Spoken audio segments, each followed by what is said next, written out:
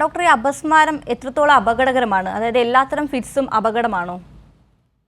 അപസ്മാരമുള്ള രോഗികൾക്ക് വളരെ ഗുരുതരവും സങ്കീർണവുമായിട്ടുള്ള പലതരം കോംപ്ലിക്കേഷൻസ് ഉണ്ടാകാം.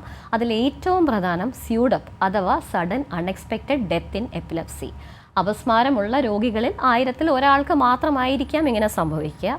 അതായത് ജന്നി വരുന്ന സമയത്ത് പെട്ടെന്ന് മരണം സംഭവിക്കുന്നതാണ് സ്യൂഡപ്പ് എന്ന് പറയുന്നത്. ജന്നി വരുമ്പോൾ പെട്ടെന്ന് ഹൃദയസ്തംഭനമോ ശ്വാസം നിലച്ചു പോവുകയോ ചെയ്യുന്ന ഒരവസ്ഥ. ഇത് പ്രത്യേകിച്ചും ജന്നി കൃത്യമായി മരുന്ന് കഴിച്ച് നിയന്ത്രണ വിധേയമാക്കാത്ത രോഗികൾക്കാണ് ഇങ്ങനെ പെട്ടെന്നുള്ള മരണം സംഭവിക്കുക.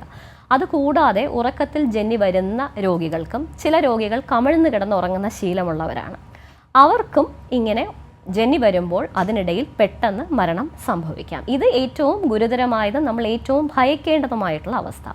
മറ്റു ചില സാഹചര്യങ്ങൾ ജന്നി വരുന്ന സമയത്ത് രോഗി എന്തവസ്ഥയിലാണെന്നുള്ളത്, ഉദാഹരണത്തിന് ഡ്രൈവ് ചെയ്യുന്ന സമയത്ത്, അല്ലെങ്കിൽ നീന്തുന്ന സമയത്ത്, അല്ലെങ്കിൽ ഉയരത്തിൽ നിന്ന് ജോലി ചെയ്യുന്ന സമയത്ത്, അല്ലെങ്കിൽ തീയോടോ കറണ്ടിനോടോ വെച്ചുള്ള ജോലികൾ ചെയ്യുന്ന സമയത്താണ് ജന്നി വരുന്നതെങ്കിൽ അത് തികച്ചും അപകടകരമായിട്ടുള്ള ഒരു സാഹചര്യമാണ് എന്നുള്ളത് നമ്മൾ പ്രത്യേകിച്ച് പറയേണ്ടതില്ലല്ലോ.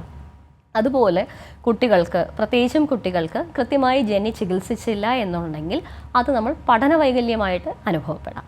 മുതിർന്നവരിലായാലും കൃത്യമായ രീതിയിൽ ജന്നി നമ്മൾ ചികിത്സിച്ചില്ല എന്നുണ്ടെങ്കിൽ അവർക്ക് പല രീതിയിലുള്ള സ്വഭാവ വ്യത്യാസങ്ങളും പെരുമാറ്റ ദൂഷ്യങ്ങളും ഉന്മാദം, വിഷാദം, ഉത്കണ്ഠ തുടങ്ങിയ അവസ്ഥയുണ്ടാകാം.